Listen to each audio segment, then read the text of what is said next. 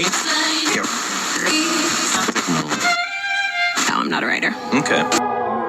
Something is about to break.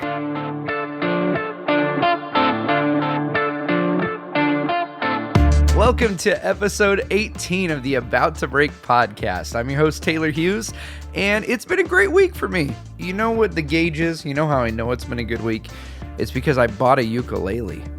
You don't buy a ukulele when it's been a bad week, folks. I'm just saying, if you're sitting in Arizona and you've been working on a great gig and hanging out with awesome people and making new friends, and you get this overwhelming desire to buy a ukulele, by all means, go get the ukulele. It's just something you need to do at some point in your life. I know that most people who land in Los Angeles, when they move here, you're given a ukulele and a fixie and one of those pilgrim hats. But I never got one, so I wanted one, and I went out and got it, and I'm telling you, I'm really digging the ukulele. So I'm pretty excited. It's a good purchase. Sometimes you make a purchase, you're not excited about it, you buy the wrong size, or like the other day when I thought I needed a pair of Skechers, and then I thought, what have I done? I just bought a pair of Skechers. The ukulele is not like the Skechers. I'm pretty jazzed about it.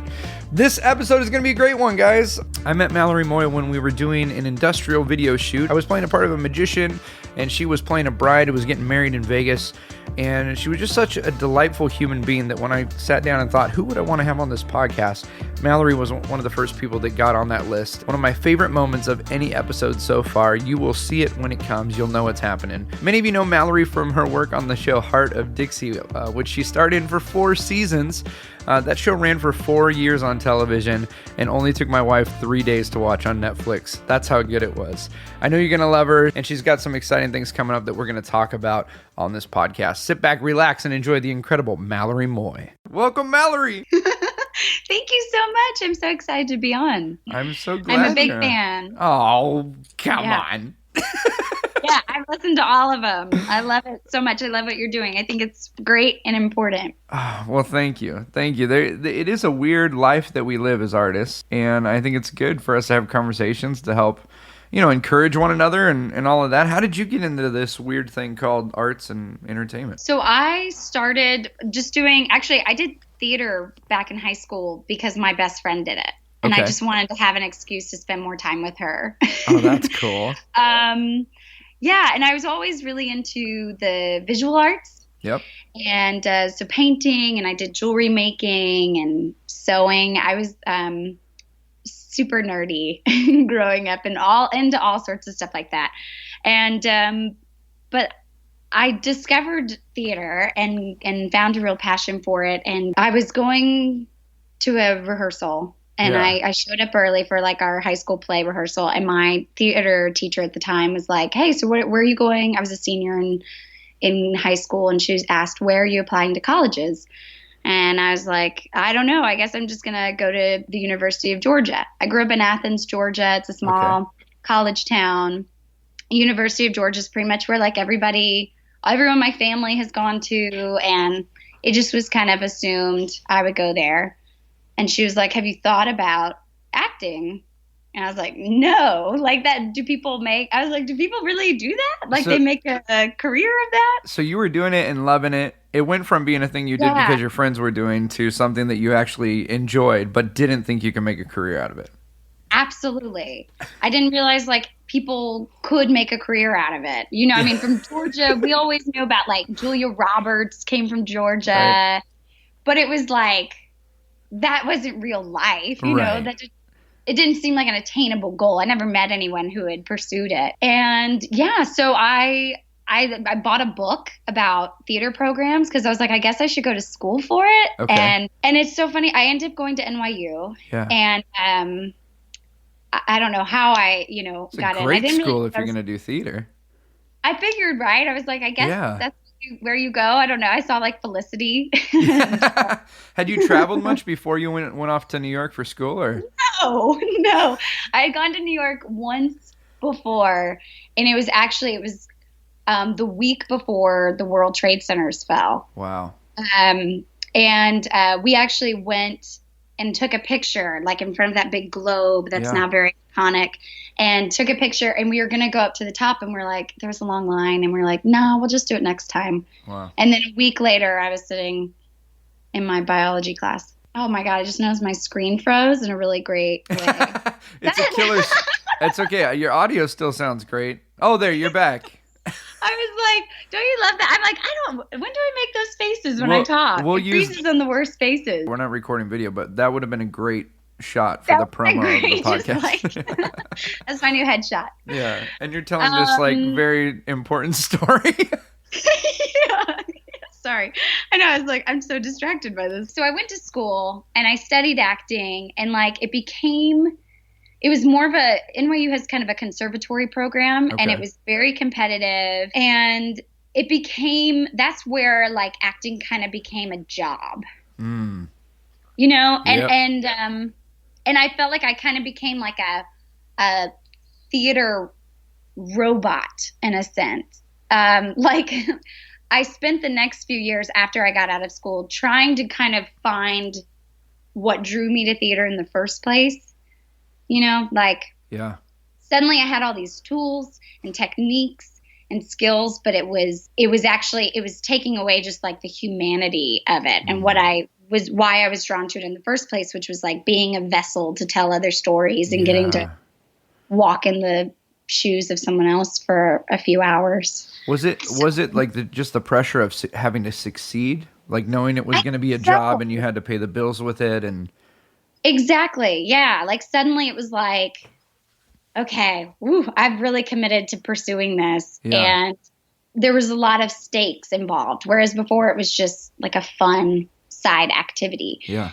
And that is the struggle with pursuing a passion as a career, is how do you keep that balance of the love and the actual art to it, and then also the business side. And that's been something that I've struggled with. Is that something in your schooling? Did they talk about that at all? Like, reason being, I feel so many entertainers, we don't hear these conversations until we're already in it and we're experiencing that and feeling like we're the only one experiencing it. So like, is there anything that's done in theater education to tell people, hey, prepare for this? Yeah, no.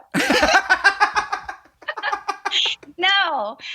And I think the hard part too is because, you know, oftentimes the people who are teaching you, they're teaching you, you know, techniques and things that will make you better and skills that you can use. But they themselves, most of the time, they've not been pursuing it as a business for so long that the business has changed so fast.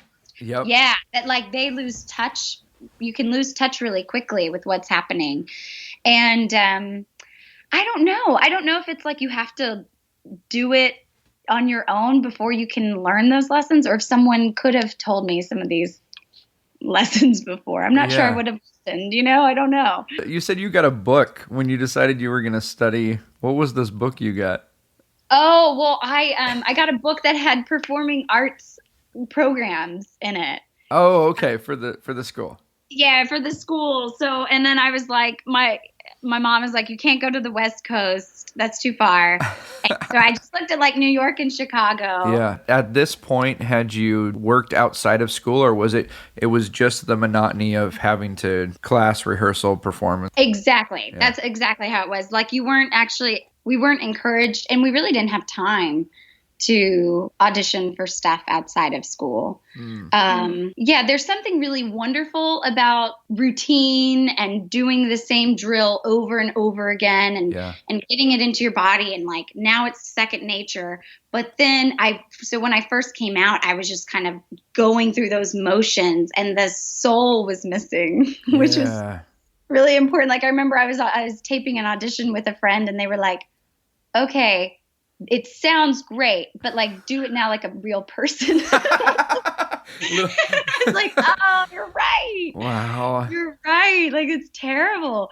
Like, cause we did voice and speech class and movement class and we had all these things where we really polished ourselves, but it was way more polished than any normal person is in real life. So the only type of acting classes I've done, which aren't really acting classes, are improv, right? Yeah. But in improv, it's a very direct instruction. It's very clear. This is what you do to get to this. And I feel like at least the little bit of auditions or commercial stuff I've gone out for, it's like, okay, go ahead and do it and we'll tell you if it's right. But you don't know what to do. Like, was there any of that when you were going to school, like looking and seeing other people doing stuff and going, what's happening? Yeah, absolutely. I mean, that still happens today.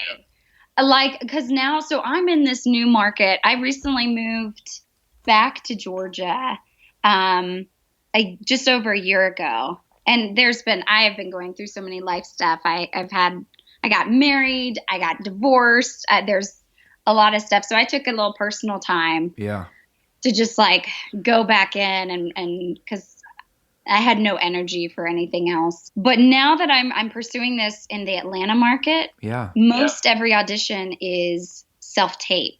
Oh, okay. Which like talk about isolating. It's and you don't get that instant feedback of seeing their reaction to what you're doing. Yeah. There's no communication. Like you get these sides and then like oftentimes I'll have my mom read the sides with me because like I'll have to try to tape them at weird times. Right. And also I don't want to be a burden to friends about, having to tape stuff.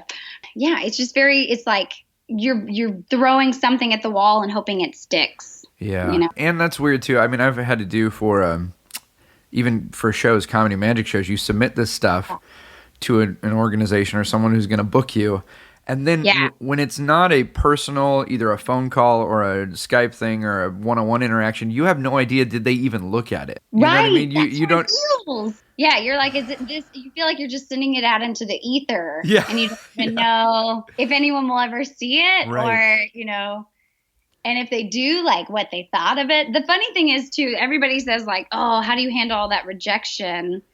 And I'm like, you don't get rejected. Yeah. You just never hear anything. Right. You'll go do an audition and they'll be like, that was great. Thanks so much. And then you never nothing, never, ever.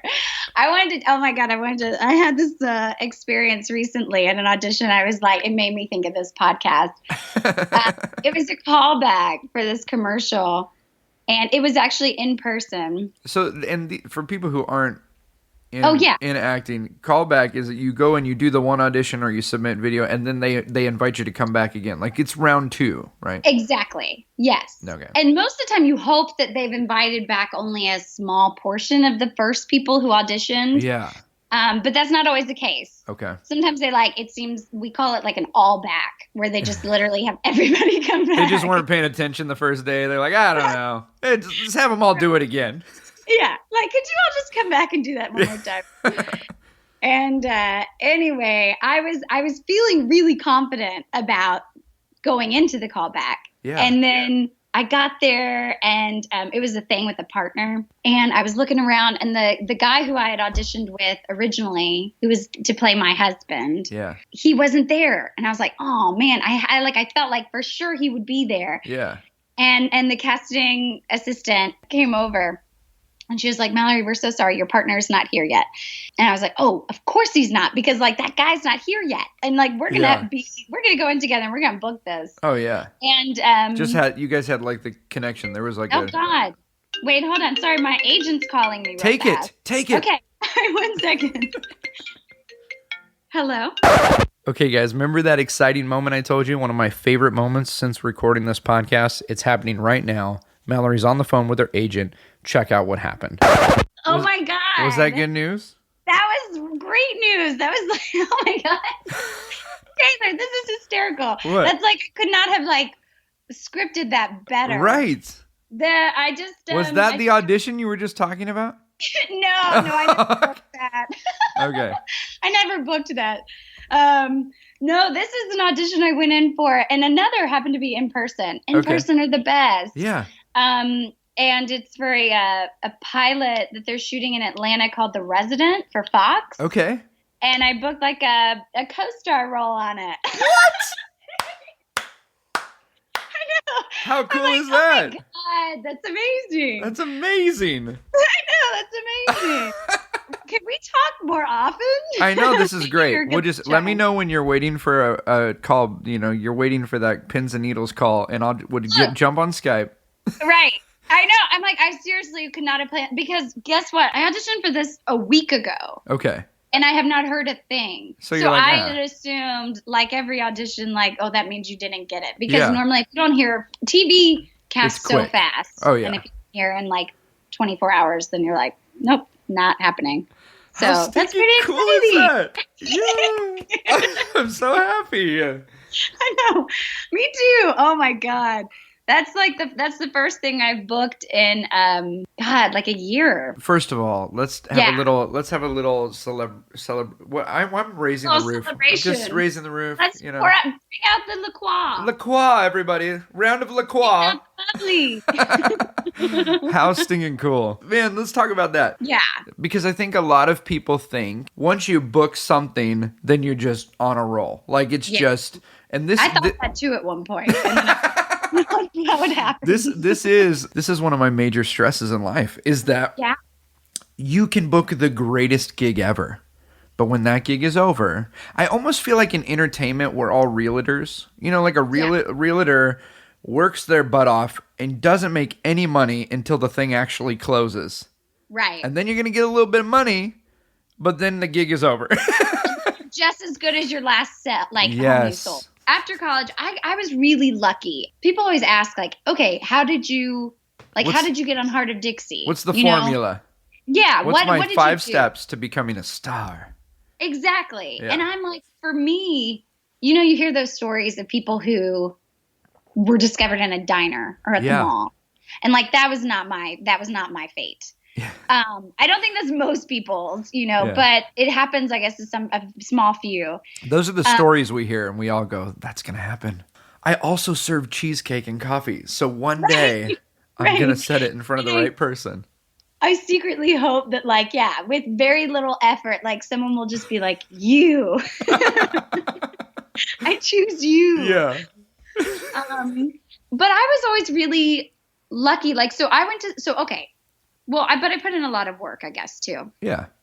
And I did go to NYU, studied there for 3.5 years. I was able to graduate a little early because it would cost so much. And then we had an acting showcase at the end where you invite agents to come and you perform a couple of pieces and you hope that maybe you'll get some interest from agents. Well, we had like one agent can't come, and she was this non-union agent because they're invited to so many. I mean, they're invited NYU alone, has like 10 of these different things. And like, then all the other schools and the Yales and the Carnegie Mellons and all these other places, everybody has them. So the agents just get flooded with these offers. Yeah. And so, but we had one lady come who was like a non-union agent, commercial agent.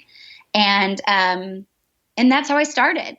She called me in her office. We had a conversation. And then she asked, if she could start sending me out for some non-union commercials. And one morning I woke up and she was like, she called me and she said, hey, are you interested in voiceover? Would you like to go in for a non-union voiceover audition? And I was like, sure. Yeah, why not? I've never done voiceover in my life, but let's give it a shot. And so I went to this audition for DSW. Okay. It was like talking shoes. And while I was in the booth, I had no idea what to do. Like, they were wearing these headsets and I was in like a separate room with glass, and like I had like a microphone in front of me and I had no idea. Do they just give you a script, or do they tell you like this is what this is, or they you just gave cold me reading script. something? Yeah, they gave me a script and they were like, okay, when you're ready. And I'm like, that's really all I had. And I've never been in a recording booth in my life. Yeah. And I was actually, at the time, I stayed over at my boyfriend's like apartment on the way, like up in Harlem, and I had to go down to my apartment in Greenwich Village to then go back up to like Times Square area. Anyway, So it was just, I was really flustered, and I went in there and I didn't have any clue what anything was or who I was talking to. And they were like, hey, do you mind just reading this other part?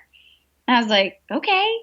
And they had me read this announcer, like at the end of the commercial, the person who's like, DSW, blah, blah, blah, love shoes. Yeah. And they were like, I was really sing-songy. I didn't realize with voiceover, you don't need it to be like,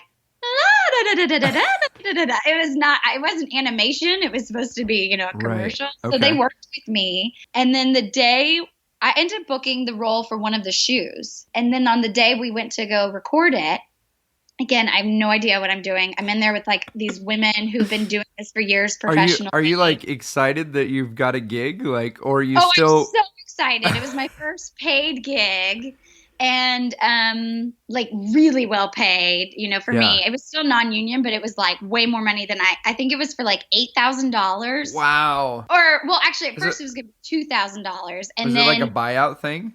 Yes, it was a buyout.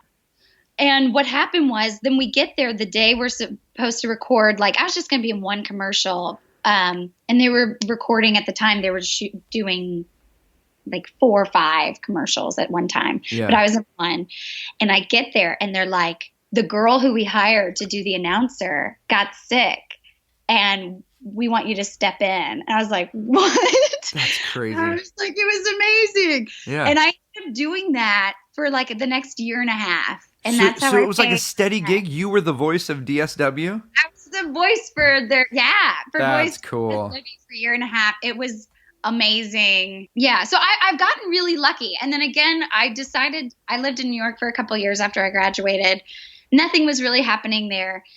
I felt like the New York industry didn't quite understand me. Like I was like too peppy for them, or like had too much it's a little more gritty in New York, right? Yeah, I mean, they wanted like a little more gritty kind of personalities, I felt like, and there really wasn't anywhere for me to fit in there. So someone recommended I go to LA. And again, a month after being in LA, I went for an audition for this show called Hart of Dixie. That was like, they just shot the pilot and I ended up booking that. So I've gotten really crazy cool booking things fast. Yeah. And then it's like now I'm experiencing the time where people are like, oh, it's feast or famine. I look at my calendar. You go like, okay, the next 3 months are awesome. Like it's going to be great. And then you go, okay, May's really quiet. You're like, oh my God, it's scary. There's nothing worse than looking at a blank calendar. Yeah, I remember. I've had a blank calendar for a while. I think it was Joan Rivers. There was a documentary on her. Yes. Did you see this? And there's this scene where they're like, what scares you? Because she seems like just so bold and and she's like, let me show you. And she goes to her calendar and it's like, this month is full every day. Then she turns it, this month's full every day. And the next month, nothing. Yeah. And she said, that's the scariest thing in the world because that means nobody wants me. Yeah. And I was like, and then I wept as a grown man. It's true. I get Joan Rivers. You get me. Yeah. I mean, that's the hard part, because it's so up and down. It's 1 minute you could be the like hottest thing. And then the next minute, everybody's forgotten you. Yeah. I catch myself doing it all the time where I'm like, whatever happened to that actor? Right. And I'm like, oh, I hate that I do that because I'm sure people do that to me, or like they watch a show or something and they're like, oh, I wonder whatever happened to them. It is a weird thing in arts and entertainment because you always say, I don't want to be defined by what I do. And yet if someone's a dentist, which is an incredible job, they're a dentist now, and they're going to be doing pretty much the same thing 10 years from now. So the conversation is never, hey, what's new in dentistry for you? But when you're acting or you're a performance artist or you're doing videography, people always want to know, what project are you on? Oh, so, always. It was the worst question in LA. Which is weird because it's like, well, when I got something, that's great. And when I don't got something, I don't exist. Like it's... Yeah, you see people's eyes as they're talking to you start to fade to the who else might be here that could connect me to something. Absolutely. That's the biggest nightmare. That's part of the reason I had to get out of LA. Yeah. For me was like there was this one moment when I was working on Hart of Dixie and we were back on set and we were waiting to do like another scene or something, and they were setting it up, and I just kind of looked around and I realized like I was not in a place where I was happy and content. And I realized like if I can be here where like most people would think of this as like being successful, and I'm not happy with myself, then what's wrong with me? Like then there's something I need to work on. I think Jim Carrey's the one who said, like, I wish everybody could be rich and famous so they find out that's not what it's about. Yeah. Like, there's that moment when you get the gig that you think, when I get there, I'll be happy. And then you go, yeah. And now then what? And now what? Yeah. And that was the thing, too. I looked around and there were, some of the series regulars on the show were also trying, there was one like auditioning for a feature film, and I just kind of realized like, oh my God, it never ends. Like my dream could be to be a series regular on a show that runs for, we had 4 seasons. Yeah. We never even thought we'd get that many, and to be in that place and to still be, that's not enough. That was like, oh, wow. This is so scary to me. Like, I don't want to be that person.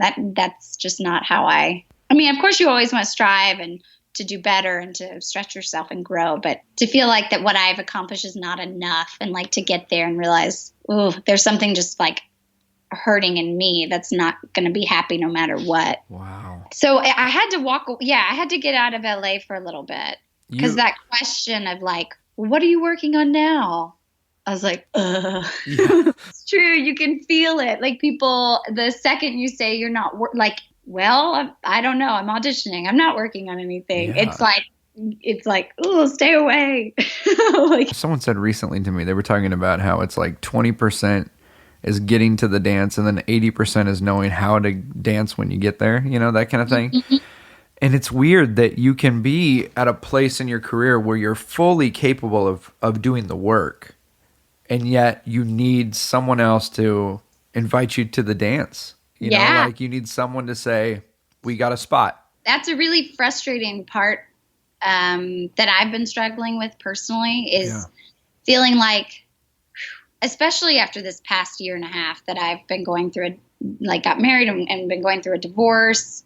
Now the divorce is behind me, and I'm like, I feel like all of that life experience I just went through and struggled with, like, I'm like, okay, now I could do this monologue. Like now I could actually give justice to this scene, or like, there's just something about going through some of this stuff. I mean, as a society, I feel like we love young people, and when young people are really talented and good at stuff. But I'm like, as an actor, I'm like, man, the wealth of your experience as you get older, right, just makes you more like interesting and gives you more like seasoning and flavor. And so now I'm finally feeling like, okay, I'm ready. I'm like ready to go out of the gate. I'm like that horse at the beginning of the race, just like, open the gate and let me take off. And it's, the hard part is, feeling like you have to wait for someone to give you that opportunity to take off. Man. Okay. You just dropped like 4 or 5 things that I'm like, we could talk all day about these. You mentioned life experience. And I, this week, had a friend encourage me with something. You ever have someone talking to you and they just say something and you're like, how did you become so wise? Yeah. Because I have in my past with a former career I had, and like all this hurt that happened to our family through this place that I worked at, have like this deep, deep brokenness that I've been trying to hide. Yeah. And you talk about like how that experience allows you to present something in a perspective to the world that people need. And my buddy was telling me about, I had to pull it up here. There's this Japanese pottery, like this called kintsugi. I think that's how you say it. Okay. And basically the story goes that there was this monk who had this cup. It was like his favorite cup, and it broke, and he was so sad. So he sent it to this potter to repair it. And he said, can you put this back together? And when he got it back, it was all stapled and it was like wired together and it was just a mess. And he was so sad that he sent it back and said, can you figure out a new way to do this? And what they do, you maybe see it. Like I'll show you a picture. They like fill the cracks with gold. Have you seen this? Oh, no. So they seal the cracks with gold in a way where it accentuates all the damage. Do you know what I mean? Like, so I'm getting all like, we're getting too deep here. Where it's not like trying to glue something back together and you're trying to, have your parents not be upset because you broke their thing. Yeah. It's like, let's not hide the cracks. Let's make them beautiful and let people see that this thing was broken, but now it's like in this. Anyway, I had this total like, Oh, I think that's wonderful. And I mean, that's what it's all about. Like, I think when I was out in LA and I was looking around at like, oh, okay, like only the really attractive model types are booking TV shows. And like, I love watching like BBC shows because people have like, they look like people, like real people. Like, yeah. And they have like imperfections. And I feel like so much of our culture now is trying to hide those imperfections. And, and I think that's wonderful, like highlighting them. And actually that's what makes us special and unique. And I feel like that bowl, I feel like that's where I'm at as an artist now, is where it's like, I struggled for the longest time I was always the person on set who would come to work cheery and positive and cover up like whatever bad stuff was happening in my life. And I realized I wasn't really letting people see what was going on with me and who I really am. Yeah. I felt like I needed to project this just like perfect image of I'm doing fine. I'm fine. I'm a little sunflower. Since I was a kid, my mom listens to this thing. Since I was a kid, my mom and my sister have always had, they've always had a kind of a tumultuous relationship, And so I was always the peacemaker at home. And so by default, I became the guy who's like, hey, I'll put on a show. Everyone, hey, look at this instead of what you're thinking about, And I realized as an adult, I've done the same thing. I've always been the guy, and I had to talk about this with my therapist because it got to a point where she told me, and I'm sure I've shared this at some point, she's like, you have a career where your job is to make people happy. Your job is to give people joy and pleasure. And you got to save some of it for you. Like you're just giving all of this joy away, and then you're by yourself and going, why am I not happy? And maybe like 3 months ago, I got to this point where I talked to my wife, I called her, and I was just so happy because I realized I hadn't laughed like genuinely in 3 years. Like I hadn't my job is humor and comedy and magic, and it doesn't get more like Santa Claus whimsical than magic shows, But I realized like I'm trying to give people this thing and I'm not experiencing this thing and it's killing me. Yeah. And I think so when you talk about like as an artist, you get this life experience and now you go, okay, now I can actually create something that's of value. Now I can actually... Right. I get it now. Yeah. I can relate, maybe it's a character going through something different for me, but I can connect to it on a deeper level than I was able to beforehand. And for that reason, I'm thankful to have gone through, and I'm thankful for those negative experiences or what might be perceived as negative. I'm like, oh my God, they have made me such a better person and performer. Isn't that weird? Again, I keep going back to things my wife has said. Welcome to Things My Wife Has Said with Taylor and Mallory. No, Katie said to me the other day, because we went through this crazy thing, right? And just the other day, she said to me, she's like, are you kind of glad that we went through that? Like, as awful as it was, like, you think about, this podcast wouldn't be a thing if we didn't do that. So you go through these dark times that you wouldn't wish on anyone else, and yet you realize what a gift in the midst of the nonsense that I had to deal with. Absolutely. You know, and in your world, I mean, yeah, like you said, before that, when you're acting, a lot of it, you haven't had all the experiences in the world. So you've got to theorize what it would be like to be someone in that situation. I know, thinking about, I'm the youngest of 4. Okay. And I was totally just like you as a kid. I was the peacemaker and the like smoother over and everybody's fine and we're all going to be, everything's good. It's okay. Yeah. Who wants ice cream? Yeah, exactly. Like, yeah. I make a goofball out of myself and everyone laughs. Yeah.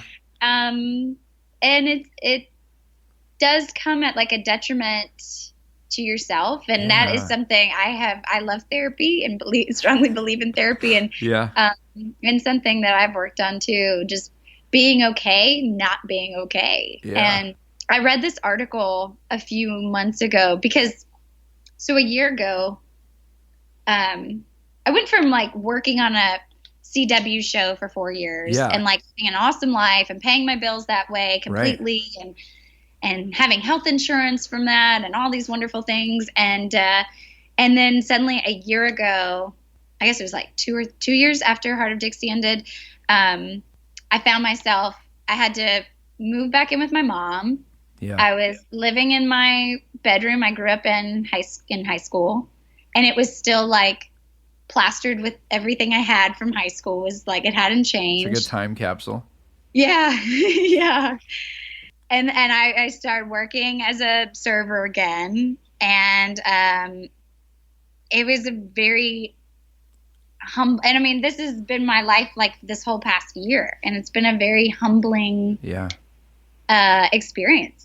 Like I'll have people come into the restaurant I work at and say like, "Oh my God, you look just like this actress." I'm like, "Oh, wow." Like, you look familiar. No, I don't. I know. You're trying to pitch him. Maybe you have a cousin that you think. No. Please don't recognize me. No.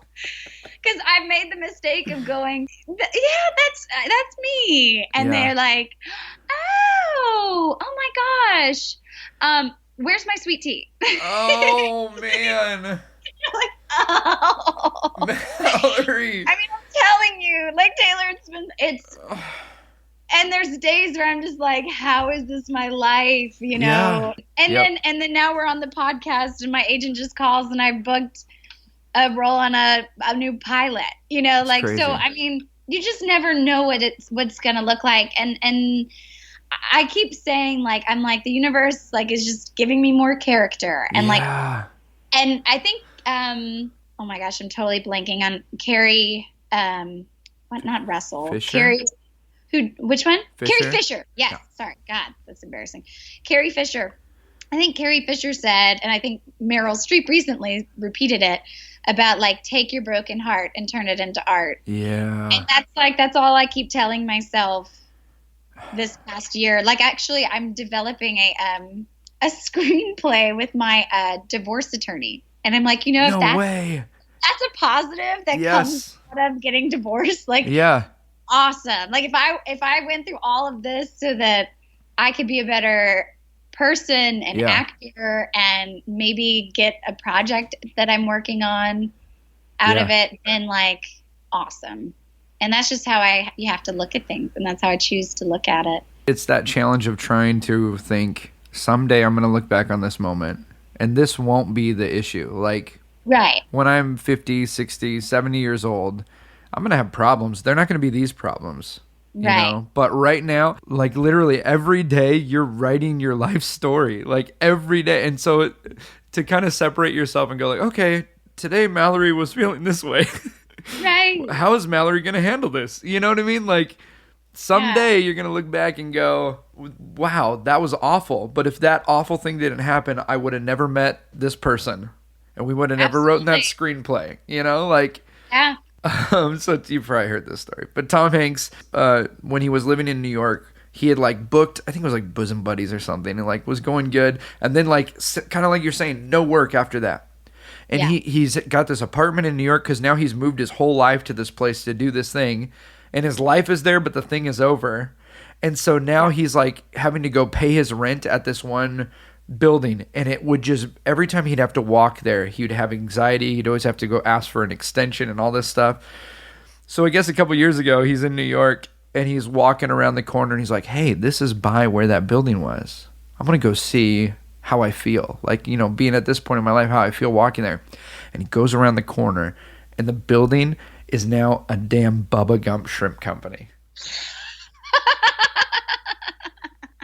Isn't that incredible? Oh my God. That's that, like you're saying, the Yeah. universe nodding and going like, okay, just get through it. Yeah. Just keep going. Well, that's the thing, right? I mean, there's one thing I can say, at least for me, the most important thing I've had this whole journey is this really great support system. Yeah. Because I mean, there are days I feel like I just had one last week where like I have a meltdown. I'm like, I can't do this. Yeah. I don't want. Oh, I never finished that commercial audition story, but I went in for the callback and I had to take in a headshot and resume, and I hand them my headshot and resume, and then the casting director passed it down to I guess he was the director. He never introduced himself, but and I looked over and he's fanning himself No. with my headshot, and I was just like, I'm over this. Yeah. Like, Yeah. This you're holding a paper that represents my life's work. right. And you're freaking fanning yourself with Yeah. it in front of me. I was just like, and I mean, I walked into the room and I was trying to be really positive, and Yeah. I walked in and I was like, hey guys, hi, good morning, hi. No one looked up. There were like 4 people in the room. No one looked up. And then the director proceeds to fan himself with my headshot and resume, and I was just like, Yeah. what am I doing? Yeah. What am I doing with my, like, this does not make me happy. Right. And then you have a day like today where then you call, Where you're not even expecting it and you get the call. yeah, where you're like, I'm pretty sure that was my last gig ever. Yeah. You know? So but the thing that has really kept me going and on this path has been my mom is like absolute number one fan, as all moms are, but like I would call, there'd be so many times where I've called her and been like, I want to quit. Yeah. I want to quit. I'm giving up. I'll quit. I don't know what I'll do. I'll just do something other than this, because life doesn't have to be like this. Yeah. And she's the one who keeps me on track and going. That's So incredible. that is so huge, I think, as a artist or performer, any type of endeavor, when you most of the time you're getting a lot of not even no's, but just ghosting. Right. Yeah. Yeah. And your mom is artistic. You guys are making jewelry together. Is that right? You're helping her with that? Yeah. So I used to be really creative in other ways before I went off to college. And then I went to college, and like the last 10 years have been really dedicated to acting alone. Okay. And that was wonderful, but I felt like a lot of my creative juices kind of had dried up, and I felt like, acting became kind of more of a job in a way, like to support myself, and I lost a lot of the joy. And so this past year, I mean, I just did my taxes. I made no money this past year, but it's been one of the best years I can remember in recent history. Wow. And I've been like painting again, and making jewelry, and doing these things that I used to love, and like just connecting with myself again, which has been really nice. It's so good to have like other creative outlets. Yes. You're relying on one to pay bills, to fulfill you, to express yourself. That's a lot of pressure on that one thing. So I've been trying to spread it out a little bit, and I'm like, well, if I can paint something and someone likes it and I can maybe sell that, that'd be great. Yeah. It'd be great. I would love that. For me, that's what this podcast is. I mean, this is not a job at all. These are the conversations that like keep me going. And so it's fun. It's become this fun little passion project. And it's also something that gets my mind off when I don't have a show, or I didn't book that one. Like right now, I'm waiting for an email that's going to tell me whether or not this month is going to be like easy going financially, or it's going to be really hard. Like I'm literally waiting for What's today? Today is March. I'm backdating this now. I don't know when we're releasing it, but it's March 14th. Okay. Yeah. And this is for an event in Austin in 2 weeks that I just got a call on. That's like, hey, here's this really great opportunity. And, you'd be emceeing, you'd be introducing like Steve Wozniak, who like co-founded Apple, and Kevin Nealon's going to be doing comedy. You'd be working with him and all this stuff, right? So we might want you to do that. And if you do, we'll pay you a lot of money, or we might never call you. So I'm literally like, God, no way. Hey, just want to give you guys an update. I didn't get that gig. It's okay. I got a ukulele. Okay, back to the show.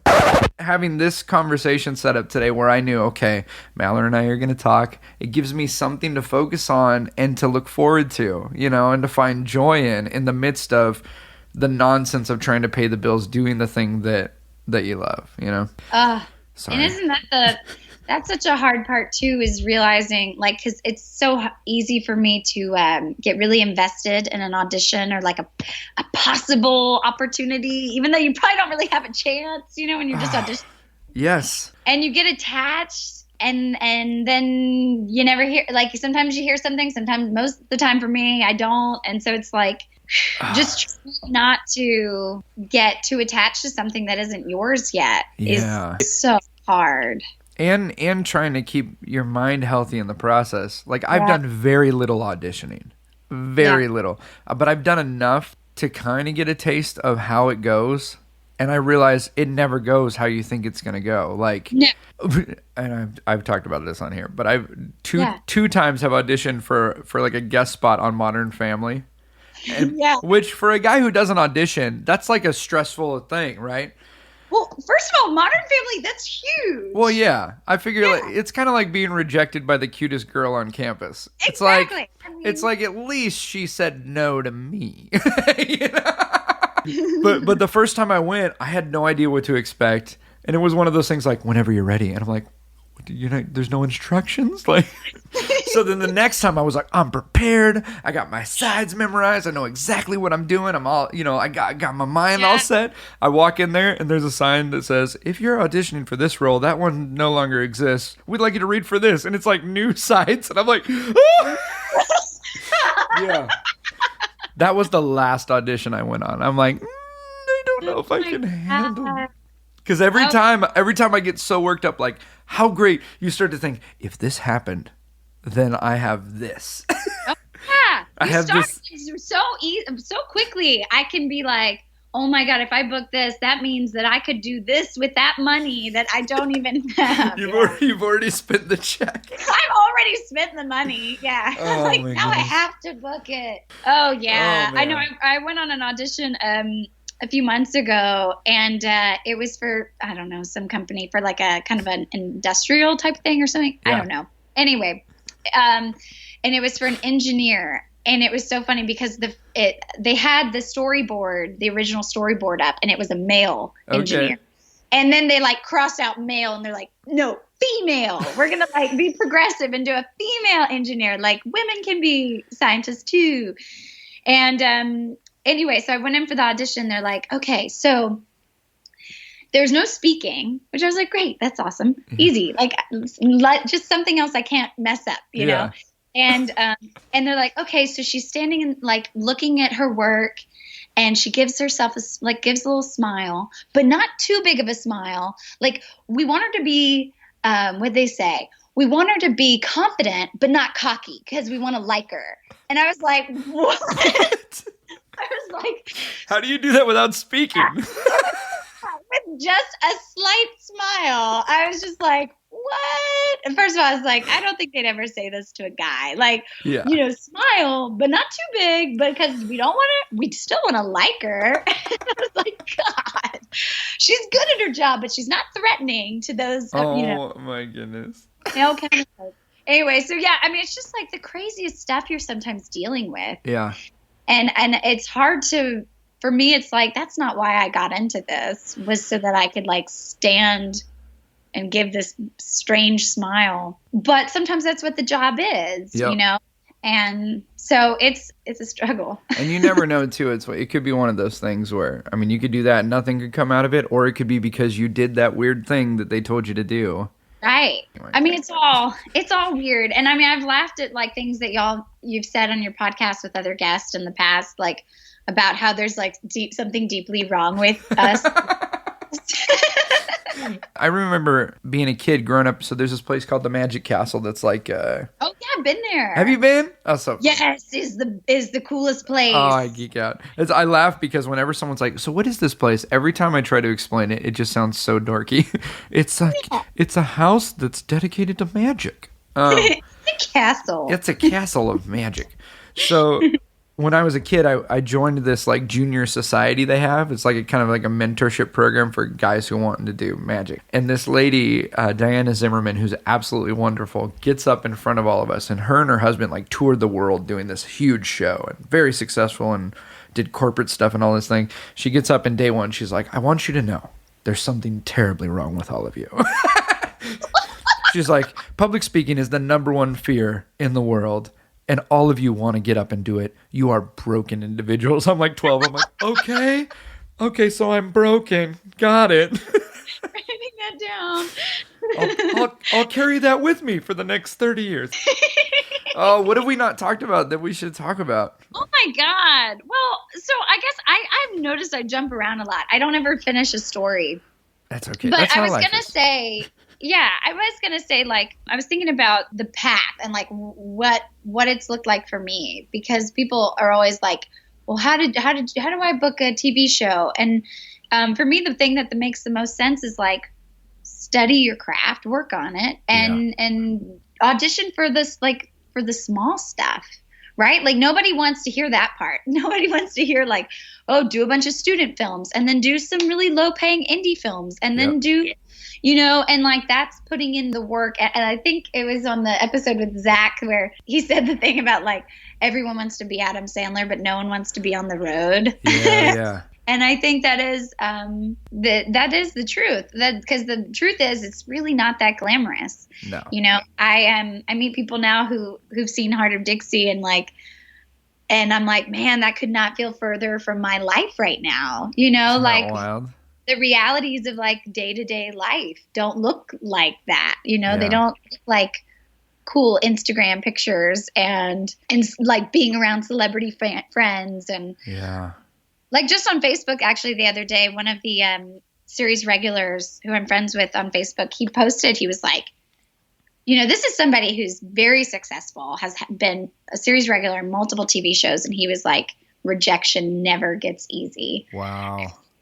Yeah. And he was like, man, it's hard hearing you're just not right for this part, or you're just a little too this for this part.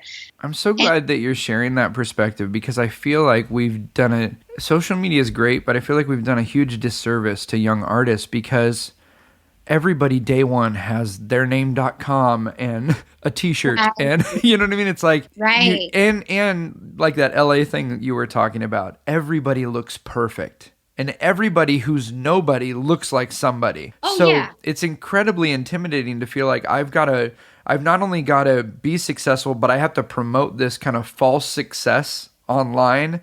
Yeah. And kind of fake it till I make it kind of thing. But what you're saying is incredibly valuable, to actually do the work and say yes to stuff that may not be as glamorous, but is going to make you a better performer. Yeah. And I feel like that was really what I was struggling with in LA, was like, here I was kind of feeling like a shell of myself. I was in a place where I should have been really happy and I wasn't. And then on top of that, you have to project that you're great and everything's fine. And, and it was like, oh my God. Oh my goodness. Killer. I mean, I was like in a marriage that was horrible. Like I just should not have been in. And, and so it's, Mallory. Yeah, I was like, how do I need to just strip everything down. And, I feel like I didn't ever say that article that I read this article about a year ago that was like, I think the title was something about like, it's okay to be wherever the fuck you are. It's okay. Yes, that's beautiful. That's right. Yeah. But it was like, it's okay to just be wherever the fuck you are.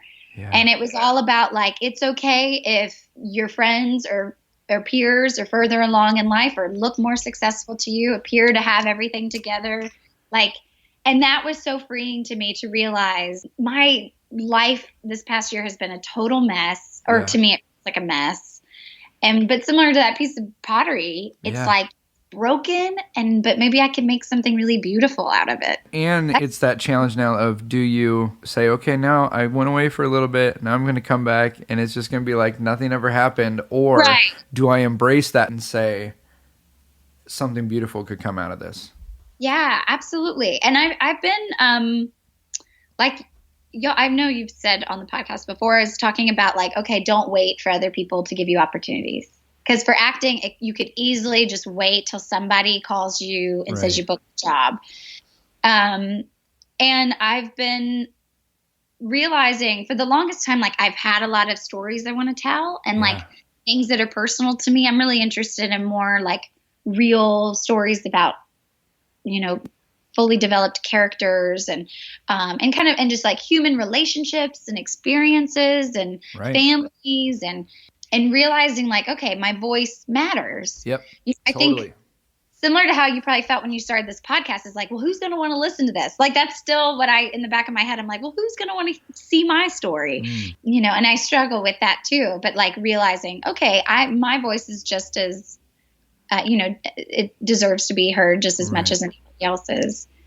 So I've been working on writing, and I took a writing class this past. That's so good. Yeah. That's so good. Tomorrow I start a storytelling class at UCB because it scares the hell out of me. Like I mean, I'm always done storytelling on stage and stuff, but it's different when it's your story. Like their whole thing is like, you're going to write a 6 to 10 minute monologue that's like, this is the story of my life, Wow. And I've honestly been scared. Like there's certain parts of our journey that I feel like will disqualify me somehow. Like if I let people know that I'm not perfect, or that we went through this, or that I let myself be deceived by that person, then like all of a sudden people would be like, oh, that guy's a weirdo. Let's, Yeah. So I think but it's actually the opposite. Yeah. Isn't that true? And I feel like that's what you're doing with this podcast is allowing, because we're all guilty of it. I post the nice stuff on Facebook and social media, and last year I did post a video of me dancing in my high school room, and I'm like, so this is where I'm at. Yeah. But we're all guilty of it, and I think it is so important to tell those other stories that we don't want to necessarily tell. And how often, I mean, when I hear, like you said, you're drawn to those type of stories, when I hear someone share what they've really gone through. Yeah. I mean, my favorite comedy special right now, and I talk about it, I feel like I'm an evangelist for this comedy, is Bo Burnham has a special called Make Happy. Yeah. I've heard you talk about this. Oh my gosh. It is like this beautiful, like it's funny, but then he ends it with this thing where it's like, you almost go like, okay, 20% of the people who watch this are just going to go, oh, that was funny. But then the rest are going to get what he's trying to do.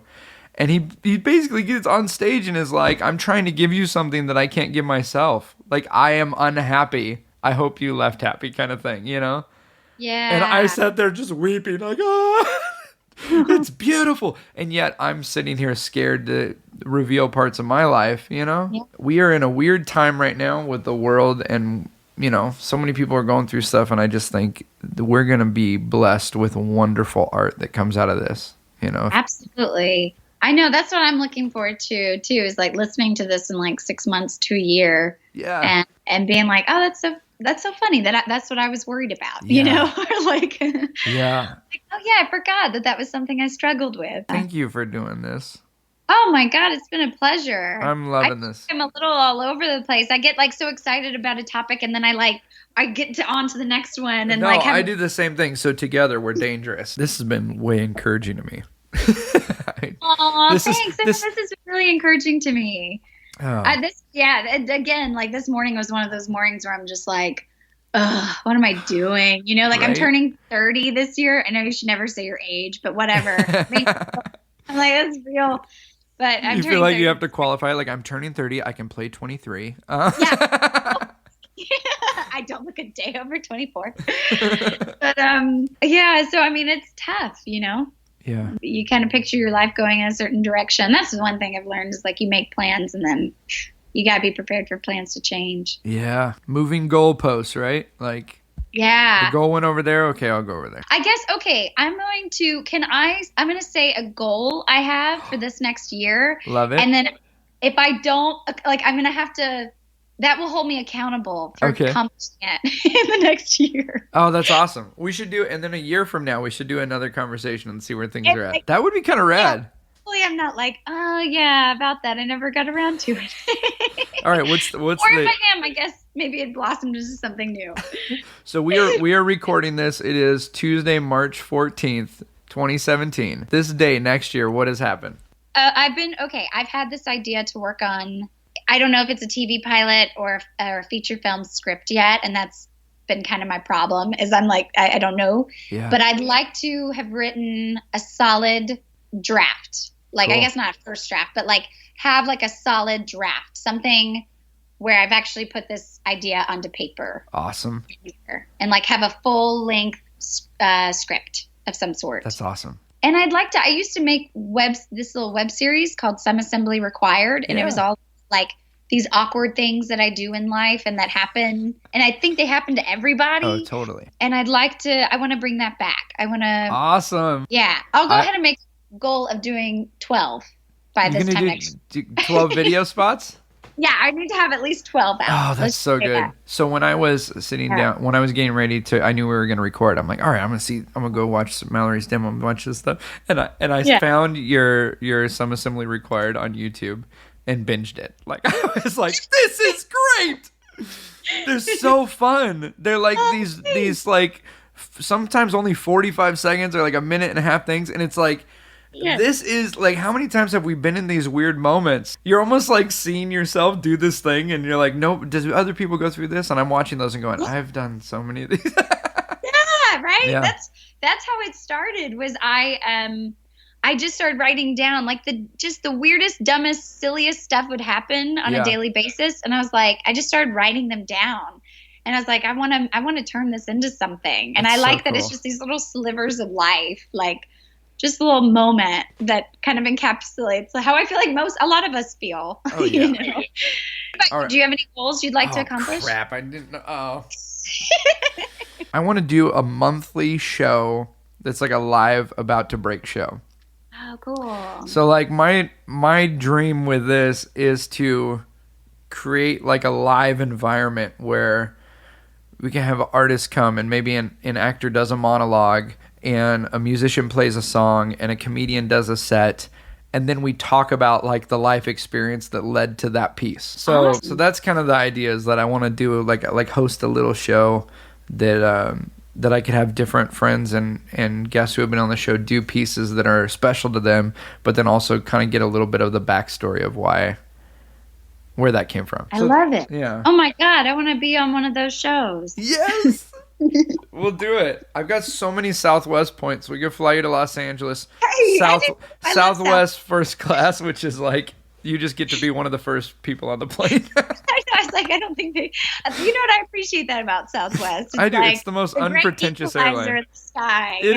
It is. Well, Mallory, how can people stay in touch with what you're doing? When you start this back up, Some Assembly Required, are you gonna under the same? Can they follow you right now? They can go subscribe on YouTube and then.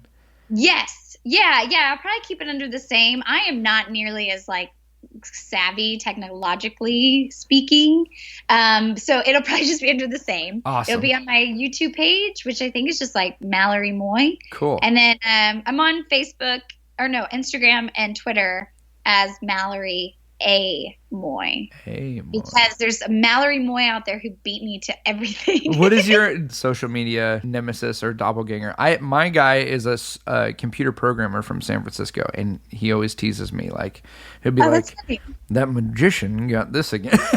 Yeah. So do you know what your person does? Good question. I just know that she like gets a lot of my emails, but I don't know. Really? Oh, totally. Because people leave out A as my middle initial, right. And people leave out the A all the time. Oh, that's so funny. I'm like, I'm curious. I don't know what she does. So that show that you thought you should have booked, she's doing like. Yeah, probably so. Yeah. She actually. So she lives in Georgia, also. Really? Yeah. You should do that. Should be one of your videos. You should meet up with. go meet her. Yes. Yeah. She lives in Georgia. Oh my gosh, you should totally go meet her because she beat me to everything. She's more trendier than I am. Oh, that's so funny. But yeah, so I'm a Mallory A. Moye. Awesome. Well, I'll put a link to your YouTube and then your Twitter and stuff in the show notes so people can follow. Mallory, thank you so much, and I am so excited. How cool is that? You got your call like. I know. Was that recording? Well, yeah. I mean, I couldn't hear what it was, that's but cool. That's cool. I was like, this is not real life. Like that hasn't happened in a year. That's crazy. So cool. Yeah, awesome. Well, thank you so much, Taylor. Thank you so much. I'm gonna hit stop on the recording. But Okay. guys, go check out Mallory and everything she's got going on. Go subscribe to YouTube now. You can be the first. You can be the ones that are like, I followed Mallory when she was kicking it back off, and I was right. cool before everyone else was. Okay.